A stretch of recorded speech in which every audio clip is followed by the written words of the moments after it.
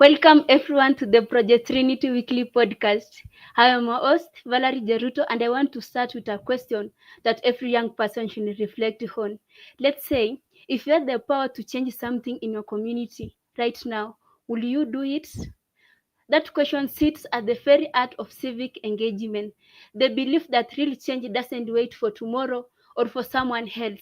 It begins when ordinary people step up, take part, and use their voices to shape their communities. And in 2025, civic engagement has a powerful new friend, that is technology. From social media campaigns that mobilize thousands to mobile hubs that track government accountability to innovation hubs giving rural youth a global stage. Technology is no longer just a tool, it's a force multiplier for civic action. Here at Project Trinity, we have seen this firsthand. A single smartphone can turn a whisper into a movement. A digital hub is in a village, can connect young people to global platforms. And when communities are equipped with the right digital tools, they don't just join the conversation, they lead it. Today, I am joined by two inspiring guests.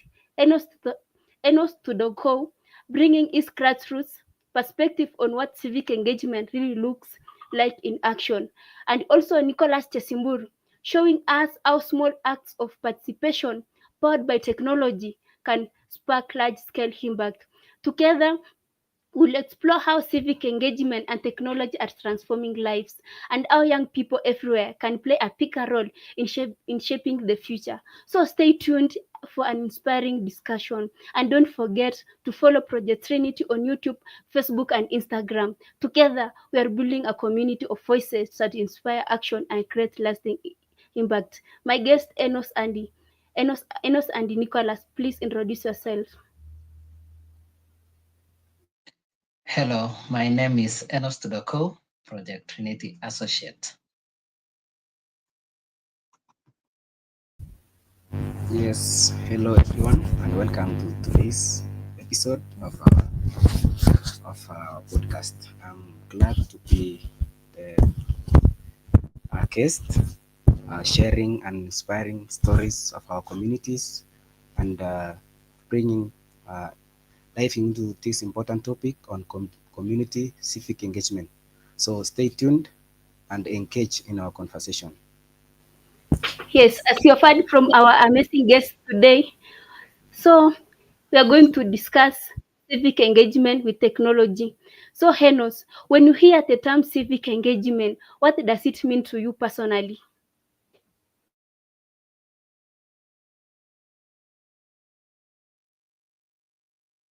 Thank you so much, Valerie, for that. For me, civic engagement is really about ownership of our community's future. It's not just about politics or elections. It's about citizens, ordinary people realizing that they have the power and responsibility to shape what happens around them. When we talk about civic engagement, many people think of voting, and yes, voting is important, but true engagement goes much further. It's about contributing ideas, holding leaders accountable, showing up for community meetings, volunteering for causes, and sometimes just speaking about issues that matter. In West Pokot, for example, I have seen youth rally around the water shortages. Instead of complaining in silence, they took action. They shared stories online. They engaged leaders directly, and eventually boreholes were prioritized. That's a small win, but for the people in that community, it was life changing. And across Kenya, there is a powerful example. Look at the My Dress, My Choice movement a few years ago. It began as outrage online when women were harassed in public, but it grew into nationwide conversation about gender rights and safety. That civic engagement, citizens demanding dignity and forcing leadership and society to pay attention. So to me, civic engagement is both personal and collective actions. It's people realizing this is our community, our country, and we have a stake in how it runs. Thank you. Yes, I like how you frame it as a bridge, Henos. That shows it's about connection connecting people and people to institutions. Civic engagement is not passive, it's about participatory. So, great framing, Henos. Nicholas, building on that personal lens, what first inspired you to become civically engaged? Yeah, thank you so much. First of all, there are so many issues in our communities that affect our people, our youths, our nation, and what now inspires me to become civically engaged is that uh, there are so many things that hinders uh, most of our communities. For example, lack of opportunities for the youths, and also poor services from the government and both the governments. So uh, this now is when I realized that we need to do something. As a youth, me myself, I have to do something. There are decisions to be made within ourselves that that will ensure now that we propel as a nation. So while I realized now that we don't step up, that we cannot do something, is when problems can start building up. So uh, I saw that technology and platforms, for example, the Project Trinity, it has come through to connect local voices to global spaces. So civic education will not start with ordinary people. It starts with people taking actions. Someone like me deciding to be part of the solution and creating solutions. So that's now when I realized that we really need to specifically engaged. That is excellent. Now let's connect that inspiration to today's digital reality. So, Henos, how has technology shaped the way young people in your community engage civically? Yes, technology has been a game changer for young people in Kenya. In the past, if you wanted to raise an issue, you had to wait for a chief's baraza, maybe write a letter or physically go to the office. That meant only a few voices were ever heard. But today, with WhatsApp, Facebook, Twitter, or even TikTok, young people can raise concerns instantly and often get results much faster. In West Pokot, WhatsApp groups are like virtual town halls. If there is an insecurity, poor service delivery, or even discussions about bursary allocations, youth raise it there. Leaders also monitor these groups, so it's harder for them to ignore their voices. Or on Facebook, I have seen posts with photos of stalled projects go viral locally. Once leaders are tagged, they often act quickly to avoid embarrassment. For example, one youth group posted photos of stalled health facility within a week. Contractors were back on site. And nationally, Kenyans on Twitter, we say it KOT, have become a civic force for exposing corruption to pushing for accountability. KOT has made Kenya's digital space one of the most active in Africa. A good example is when Kenyans online pressured Safaricom to roll back some unpopular charges. That was civic engagement through digital activism. So for you, technology has done two things. It has removed barriers of distance and silence, and it has amplified their voices in a way that leaders cannot easily ignore. Thank you. Wow, I agree. Technology is a cornerstone.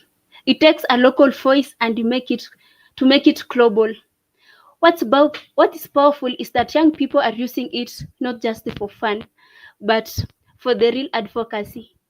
So, to Nicholas, how do you think Project Trinity helps turn civic engagement from talk into real impact?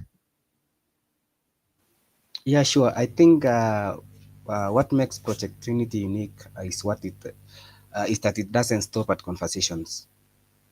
but it creates pathways for communities to act on what to discuss. You know, uh, Project Trinity is a game changer for the local communities.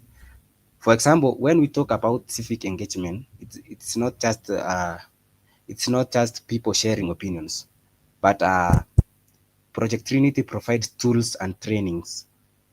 It provides the pod, and inside the pod there are tools that are used by the youths, the people, uh, from now the digital literacy to leadership.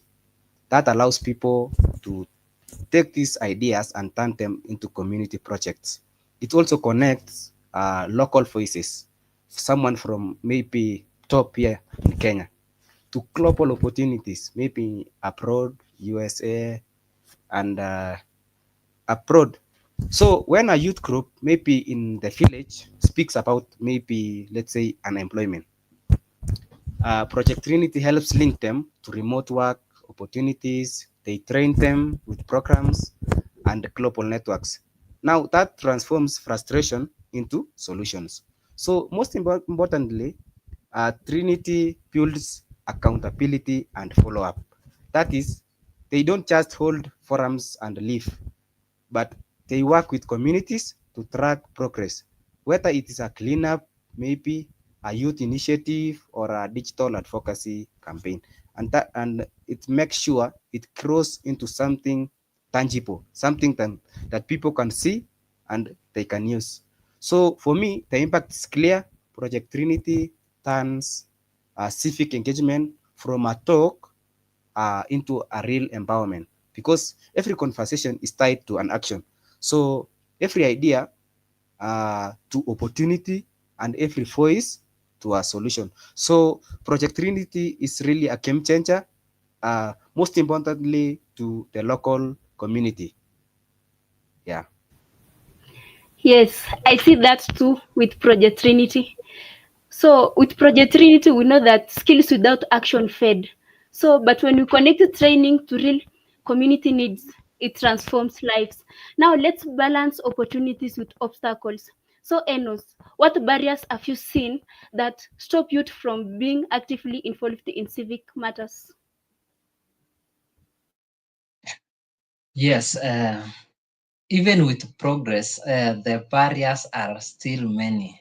And the first one is digital exclusion.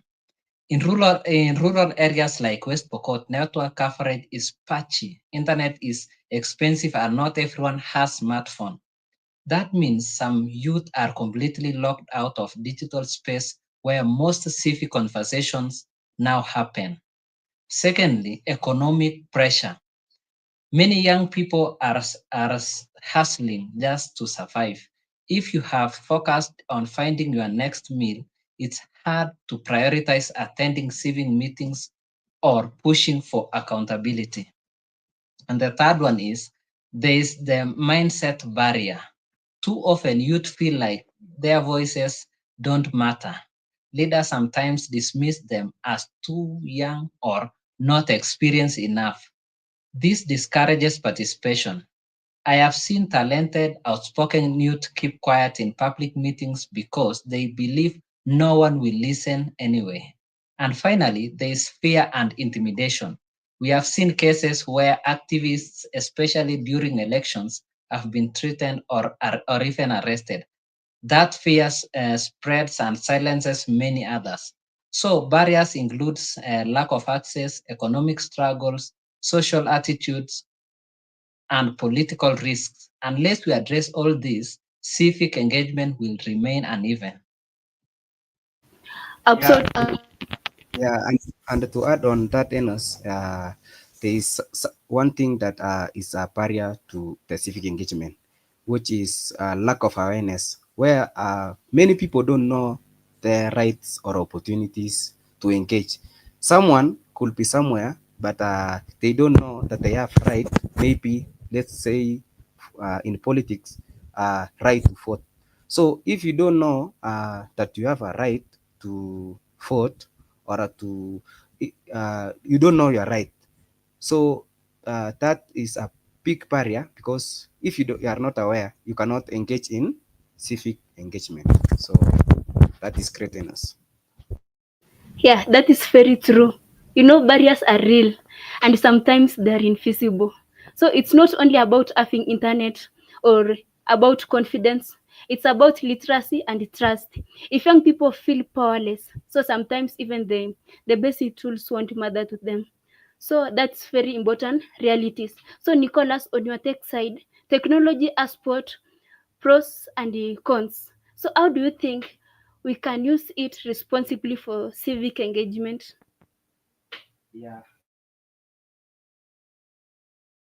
Thank you, Valerie. Uh, for sure, there are pros and cons in technology, where people tend to misuse the power of civic engagement. Someone uh, can give information that is false, uh, and with this information, it can lead to misinformation and mistrust uh, to maybe the leaders or the government. Someone somewhere maybe is against the government, and they use the internet, maybe the social media, maybe the Twitter. They create information that is not true, and then they share among the citizens. This will create a backlash. So technology can be used, but if it not used with it is not handled with care, it leads to a lot of backlash. Yeah. Well said, Mr. Nicholas. Technology is powerful, but it's only as ethical as the people who use it. So civic responsibility online is just as important as it is in offline. So let's zoom out to what's most affected. Let's talk about empowerment and inclusion. So to Mr. Henos, Project Trinity focuses on digital empowerment. From your perspective, maybe, how does this make civil engagement stronger? Thank you so much, Valerie, for that. And digital empowerment is a gateway to meaningful engagement. When young people have both digital access and digital skills, they move from being passive bystanders to being active participants. That's exactly what Project Trinity is doing with its pods. These hubs provide not just internet access, but also training in how to use technology for research, communication, and advocacy.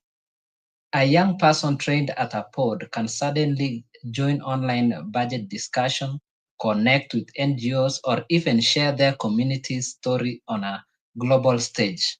Kenya has already shown what happens when youth are digitally empowered. Take Ushindi, the platform created after the 2007-2008 post-election violence. It allowed ordinary citizens to map and report incidences in real time. That platform went global, and it started with young Kenyans who had digital skills. Now imagine youth from West Pokot, Turkana, or Samburu, who are often left out, getting those same opportunities through Project Trinity. They shouldn't just consume information, they'd actively contribute to decision making. That's how digital empowerment makes civic engagement stronger.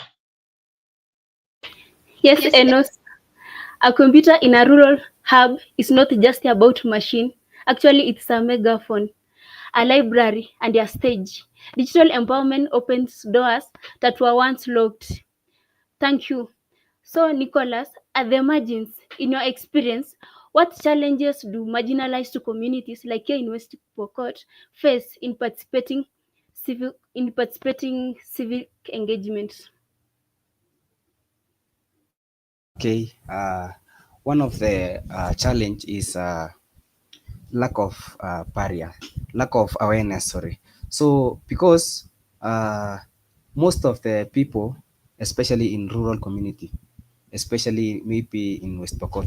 Most of them, they don't have education, so they are being locked away by some other communities which are more educated. They are aware of their rights.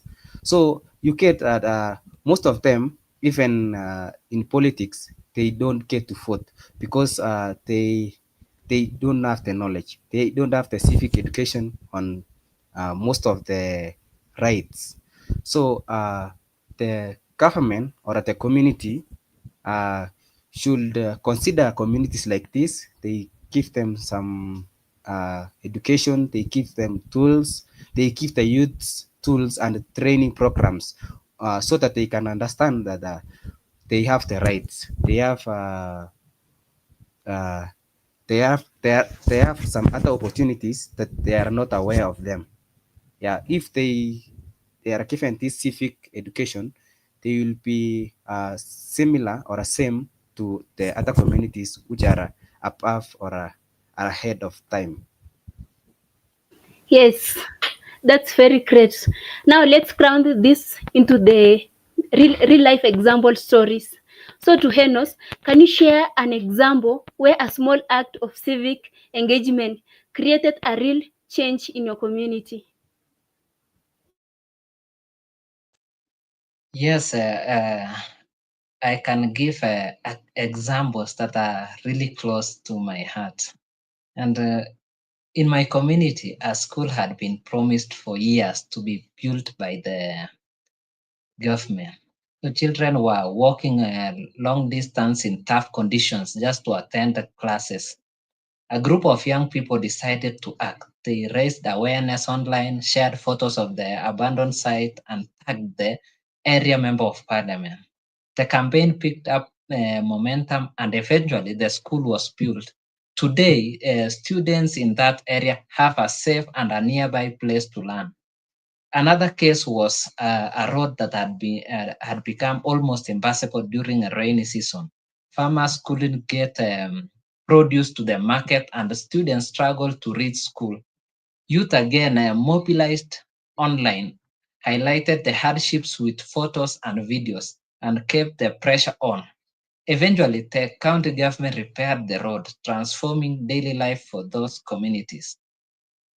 This example show that small, consistent actions, even just raising awareness online, can lead to real change. And it's not just in Pokot. In Kibra, for instance, youth organized community cleanups. At first, it was small, but over time, it pressured the county to improve the waste collection. In Nairobi, climate activists like Elizabeth Watuti started with simple tree planting initiatives and grew into global voices at COP summits. Small actions, when consistent, create ripple effects.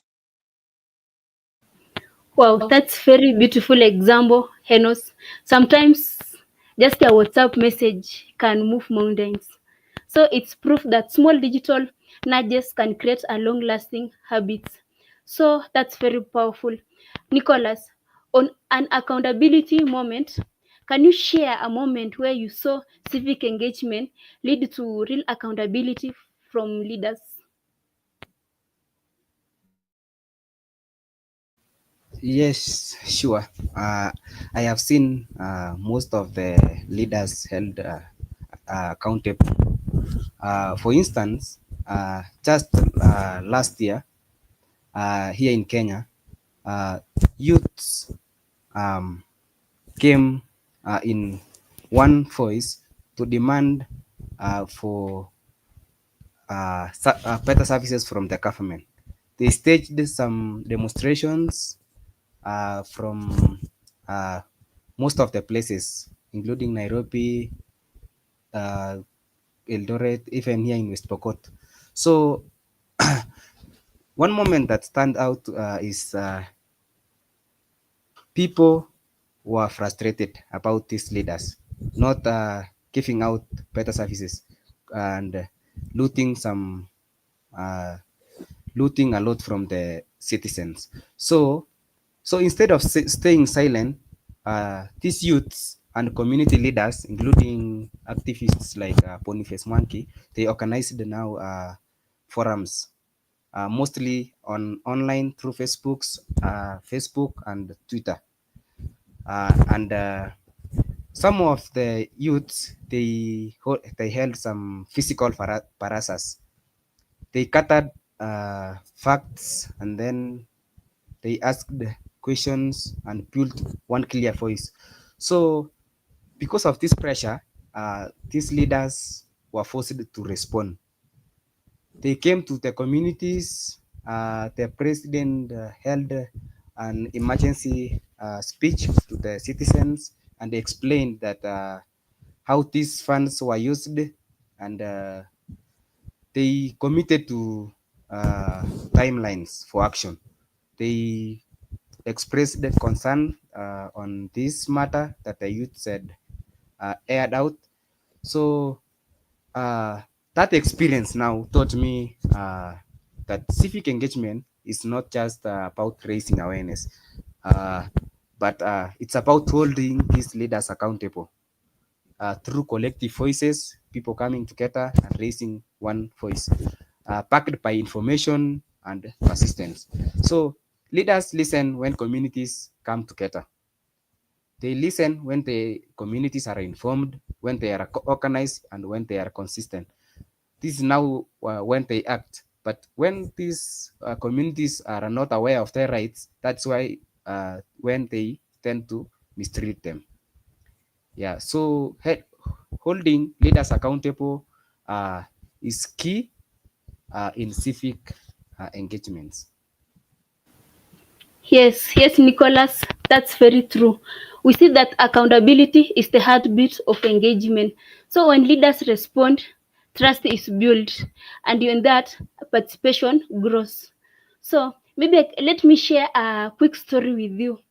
So, a few months ago, a young person from a rural community reached out to Project Trinity through our Facebook page. So, they had been following our post quietly, never commenting, just watching. One day, we shared a story about how technology can turn small actions into a real civic change. The post gave them the courage to start something simple, a clean up project in their village. Guess what? It worked. Others joined in, leaders noticed, and today the same young person is running a youth group that's making a real difference in their community. And it all began because they clicked follow and stayed connected with us online. That's why subscribing to our pages matters. When you follow us on YouTube, when you follow us on Facebook and on Instagram, you are not just keeping up with updates, you are joining a community of young leaders, dreamers, and change makers. Every post, every video, and every story is a seed planted, and you never know which one will inspire the next big action. So, if you believe in voices that create impact, in technology that empowers, and in communities that rise together, hit that follow button today. Don't wait for tomorrow, and be part of the movement, be part of the story. So thank you so much. So let's continue with the discussion. So Henos, how do you think civic engagement can improve community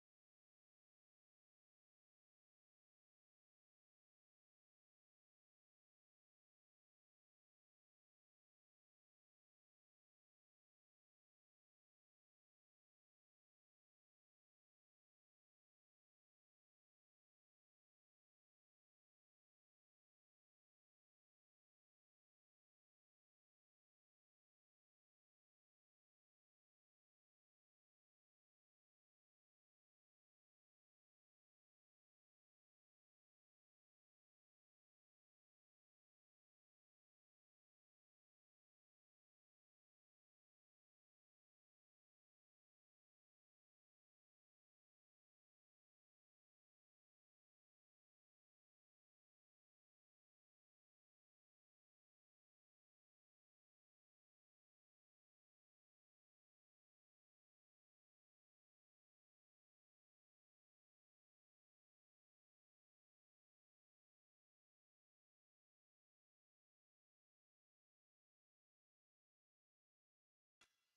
Hey, Adner, how are you? Great, Mr. Dave. Great, I'm great. fighting So, too. super. It seems like our satellites are kind of getting crossed over in Kenya, so we'll step in and keep the conversation going until they can rejoin us. Um, so, how is the weather today in Haiti? Mm, I think the weather is good. Good, good. That's great. What's the temperature approximately? Yeah, so good. Yeah. Well, I've been following along the conversation online. It took me a minute to jump in to the podcast, but so interesting. Talking about civic engagement, and I love the story that Valerie just shared about how just following the project on Facebook inspired a young adult, a young man to take the initiative and step into helping the community, and that seems to really be taking off. So. It looks like our team is rejoining, which is amazing. And yeah, let's step out, Adner, and let the team continue. Okay.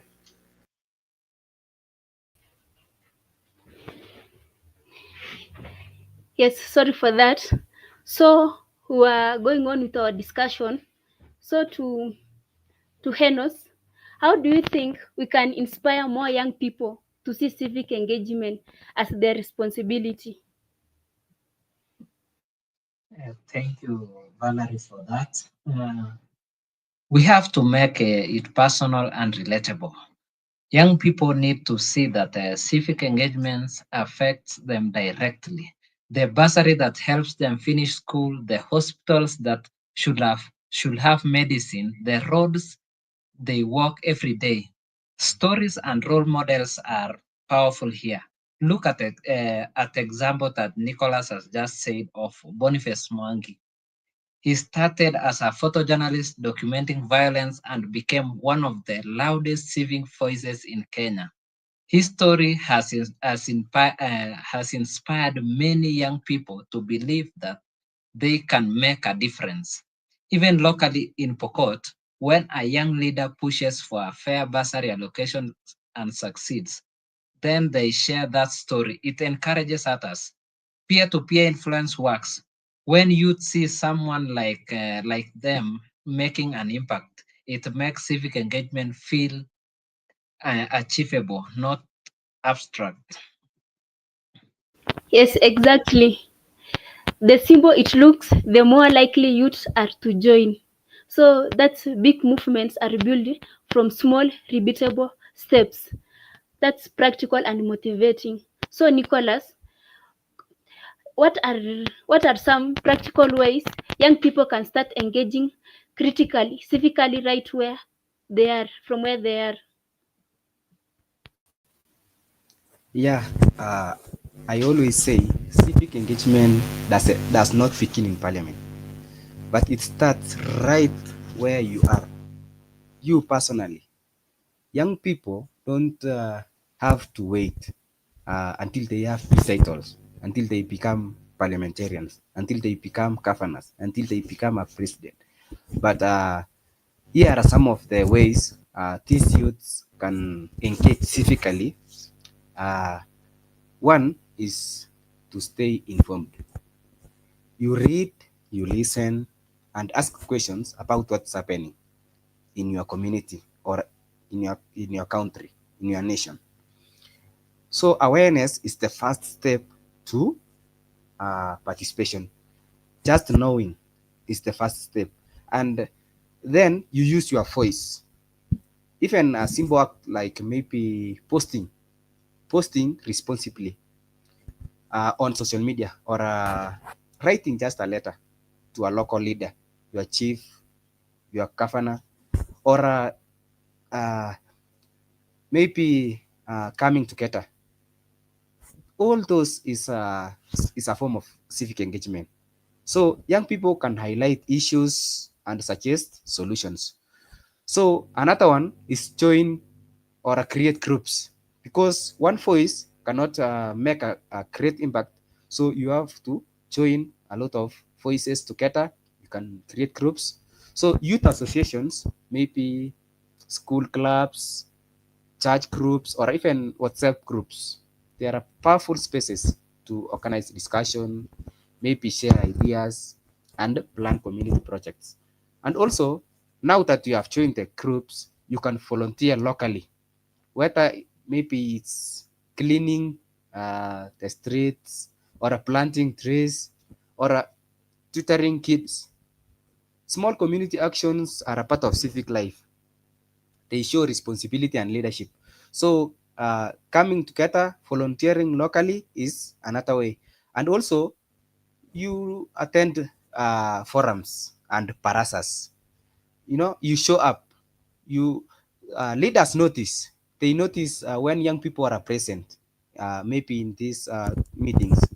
And then they ask questions in these parasas. They hold these leaders accountable, and also they give feedback. That presence now build influence. So you can also leverage technology. You can start an online campaign. Imagine with your smartphone.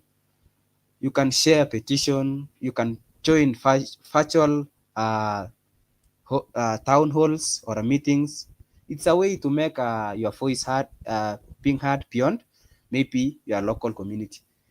And also, you can hold leaders accountable. You ask questions these leaders. You ask about budget. You ask about promises that they promised during the campaigns, or by policies, not just to criticize but to push for transparency and solutions. So the truth is, civic engagement is not about waiting for the perfect chance, but it is about using tools.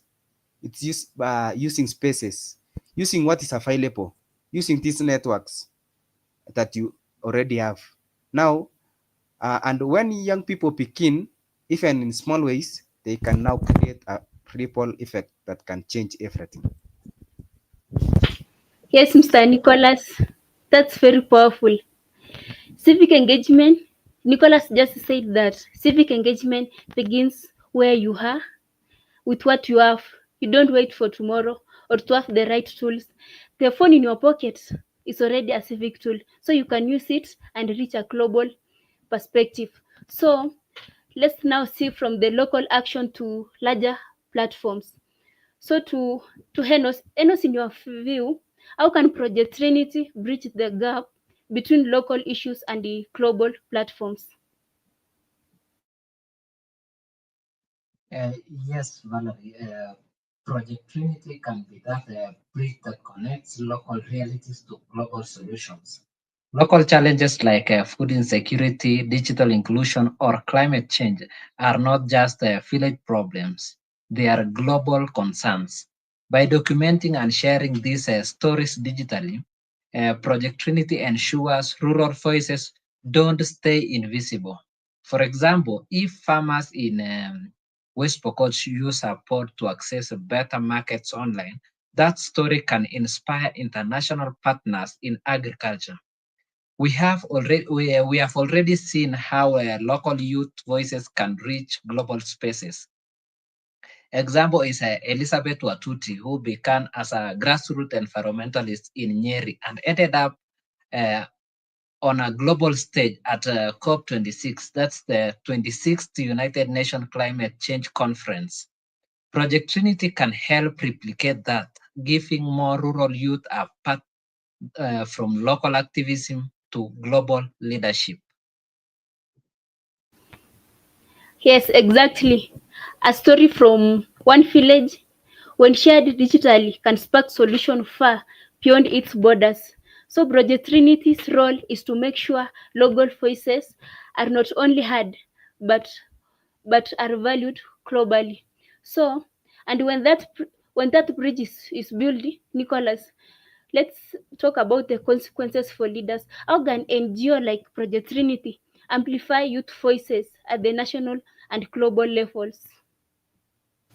Yeah, sure. NGOs like Project Trinity play a big role.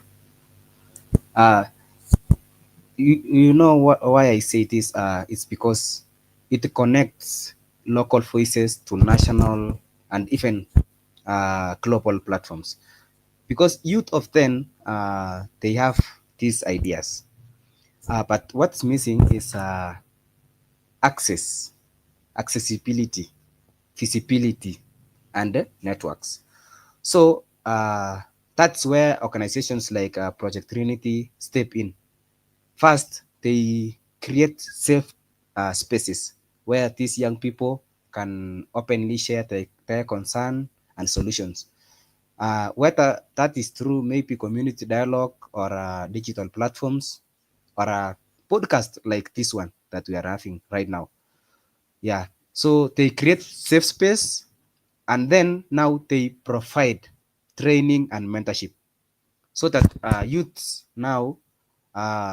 youth voices are not only loud but informed and impactful. So when young people understand policies and these digital tools and advocacy strategies, they can speak with confidence and credibility. So that is very important. And also, NGOs like Project Trinity, they link they link local stories to global conversations. For example, a youth-led farming project maybe in rural Kenya is not just a local success. Maybe also this Ushanga, it is part of the global fight, maybe for food security and the climate resilience. So by showcasing these stories internationally, we prove that local voices matter everywhere. And lastly, they advocate for alongside these youths at the national and global forums, from county assemblies maybe to international conference. They make sure that these young people do not just sit in the audience, but sit at the decision making table.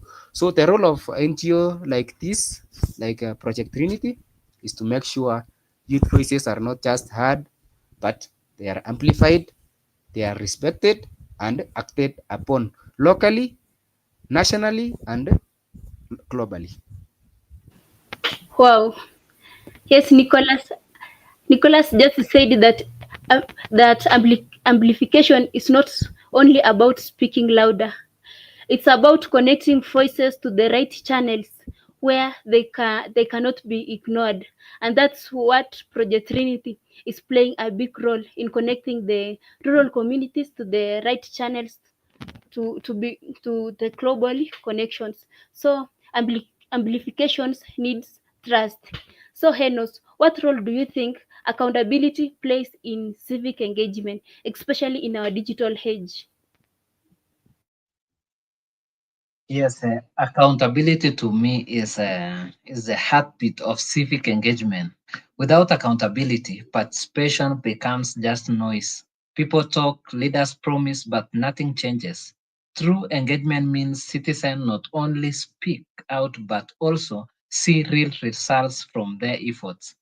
The digital age has made accountability much faster, louder, and harder to ignore. In the past, you might attend a barasa, raise a complaint, and wait months or even years for action.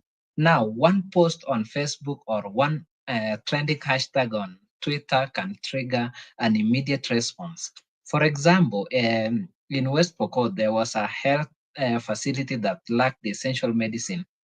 Normally, this issue might have stayed buried, but you took photos, posted them online, and tagged county officials. Within days, the county health office acted and supplied the medicines. Without digital pressure, that process could have dragged on for months. And at national level, platforms like Zalendo track MPs' performance in parliament. Ordinary citizens can check how often their MP attends sittings, contribute to debates, or introduce bills.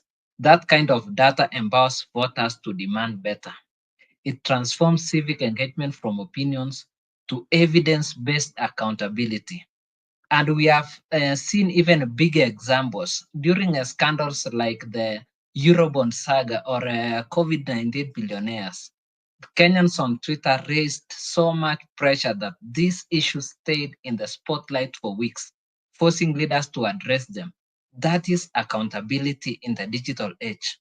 For me, accountability is no longer just a concept. With technology, it has become immediate, transparent, and very public.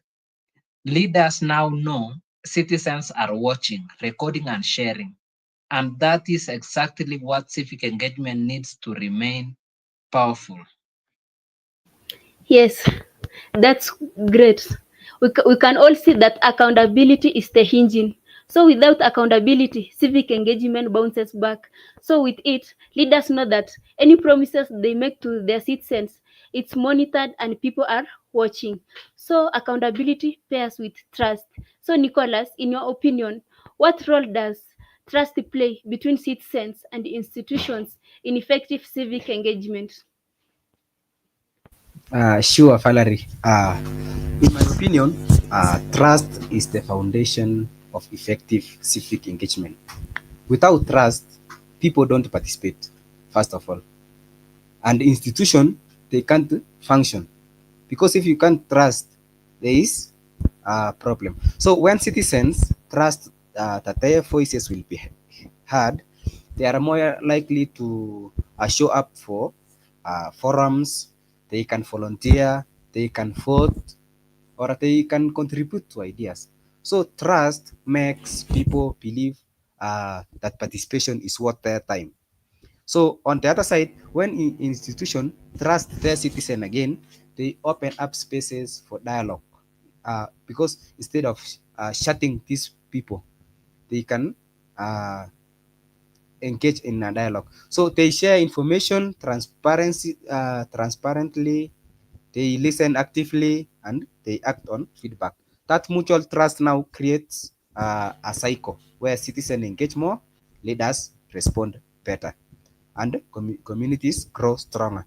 So now, when trust is broken, for example, when leaders make promises that they don't keep, or when citizens misuse platforms for misinformation, civic engagement now weakens, it drops. So people become cynical, they stop showing up, and the institution lose legitimacy. So I believe trust is not just nice to have, it is essential, it is critical.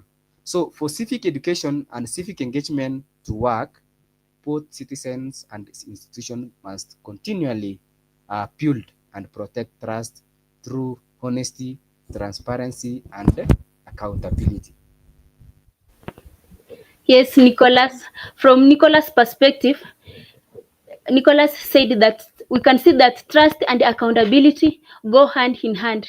Without them, technology risks being just noise. But with trust and accountability, it becomes a platform for progress. So let's add creativity and tools.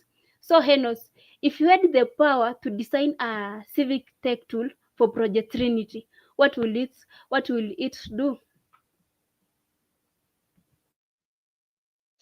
Thank you so much, Valerie, for that. And if I had the opportunity, I would design a community feedback app specifically for rural communities. It will be simple, mobile friendly, and most importantly, able to work offline because many areas like West Pokot or Turkana still struggle with reliable connectivity. The app will do three things. The first one is report issues, where citizens, sorry, where citizens could easily report stale projects, broken infrastructure, or cases of corruption. Number two is tracking responses. Once an issue is raised, people could follow up on whether leaders or government offices are actually responding. And number three is educate. It will also provide a short, easy to understand civic education content like knowing your rights, understanding county budget, or how to engage leaders effectively. But what will make it powerful is data. The app could generate dashboards and reports showing how many issues were raised, which departments responded, and which did not. That way, leaders could not just brush issues aside. Citizens would have evidence in their hands. We know this works because Kenya has already given the world innovations like Ushahidi. Uh, this site was born in 2008 after the post-election violence. Ushahidi allowed ordinary citizens to map incidences in real time. It started as a local solution, but today it it's used globally for everything from disaster response to election monitoring. So why not build the next Ushahidi out of our rural Kenya using Project Trinity as a launchpad? With a tool like this, youth will not just complain. They will be part of creating solutions, tracking progress, and demanding accountability with evidence. Yeah. Wow, that's brilliant, Enos. So we can see from Enos' perspective that visibility creates accountability. So once issues are made public, leaders cannot ignore them anymore. So love that vision. So Nicholas, the story engine. How do you see digital storytelling, like now podcast, videos, social media, strengthening Project Trinity's impact? Yeah, sure. I see digital storytelling as one of the most powerful tools for amplifying Project Trinity's mission. Stories connect people in ways that data alone cannot connect. So when we use podcasts, videos, social media, we are not just sharing information. We are bringing communities' realities, challenges, and dreams to life. So let's see through podcast. So through podcast, we create spaces for dialogue, conversation. Voices from remote village get heard globally because we have our listeners connected uh, from abroad, USA, Haiti, and many more. So these voices from remote village get heard globally. So inspiring now listeners who may have never set foot in those places. Someone is in USA, he has not uh, come to top, but now they understand the struggles that people in top are having, people in Haiti are having, and many more. And uh, they can now contribute. So, and through videos, we show transformation in real time. Uh, for example, a youth set center being built, or a farmer improving their harvest, or a student gaining digital skills. These visuals, these stories, they inspire action because people believe in what they see. That one video that one uh, associate can send can create a real impact. And also now through social media, we connect instantly and widely. It allow us to engage youth where they already are. They can start movements, they can attract partners, or share vision. It also gives our community members ownership because their stories, in their own words, can travel far beyond borders. So, in short, digital storytelling strengthens our impact by turning our local stories into global conversation and global support into local action. So it makes sure Project Trinity is not just seen, but it can be felt here in Kenya, in USA, in Haiti, and around the world. Yes, exactly.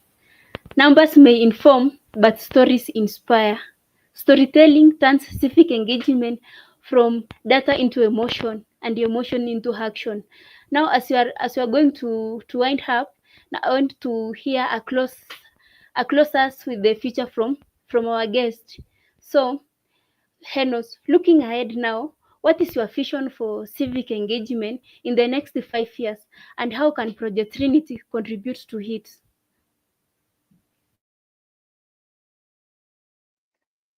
Yes, thank you so much, Valerie.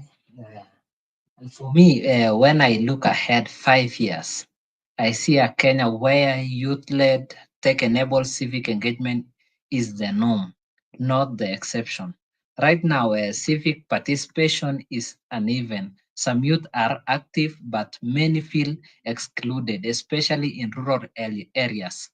My vision is that in 5 years, even a young person in the remotest village in West Pokot or Marsabit or anywhere else will feel empowered to raise their voice and be part of decision making. I imagine youth actively shaping county budget, monitoring infrastructure projects, and influencing national conversations.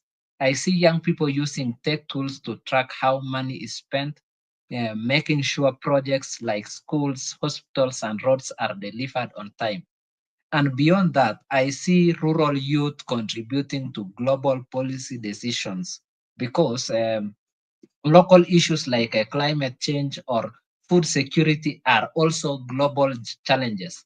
Project Trinity can make this vision real by scaling its pods, training thousands of youth in digital and civic skills, and also amplifying their voices globally.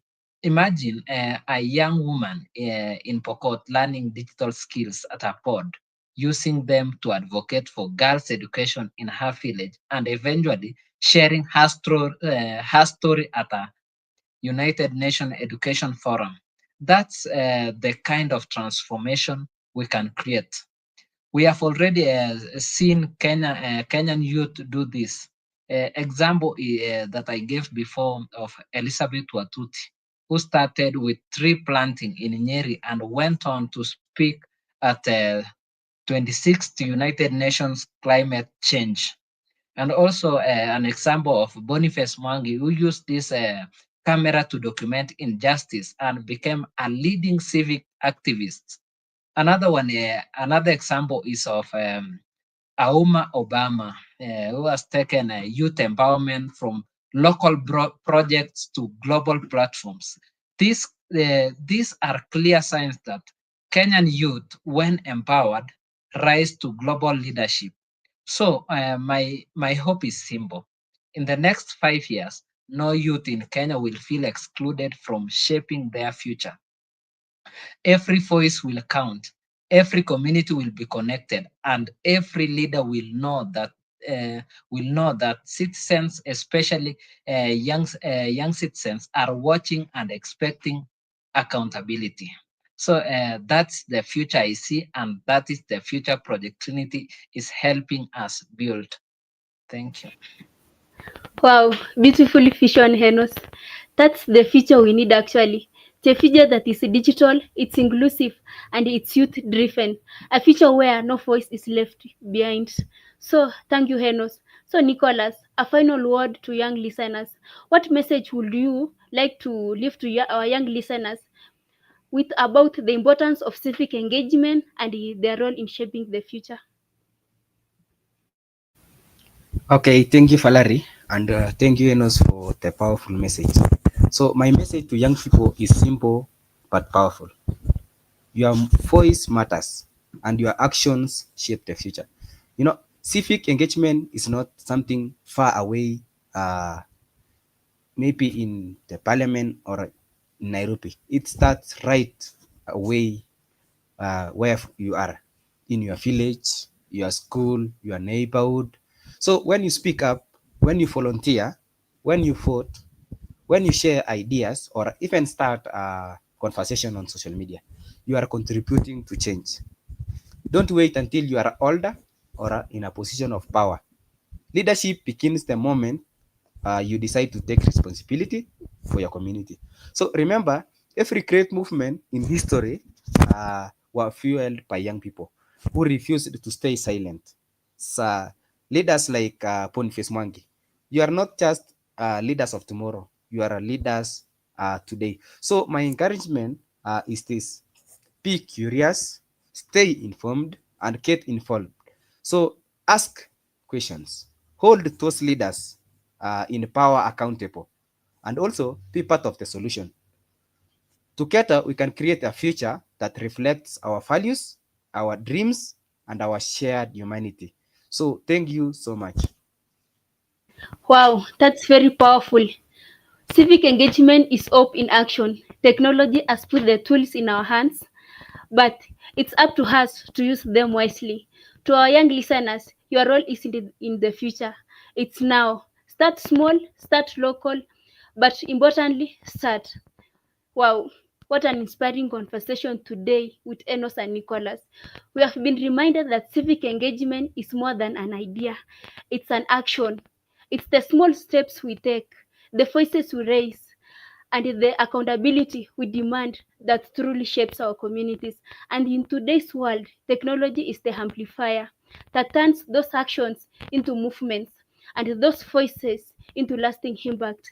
At Project Trinity, we believe that when a young person are digitally empowered, they don't just join the conversation, they lead it. And today's discussion is proof of how powerful that can be. To our listeners, civic engagement begins with you. Start where you are, use the tools you have, and remember that no action is too small to create change. And don't let the conversation end here. Stay connected with us. Follow Project Trinity on YouTube, Facebook, Instagram for our weekly podcast, inspiring stories, and opportunities to be part of the movement of change.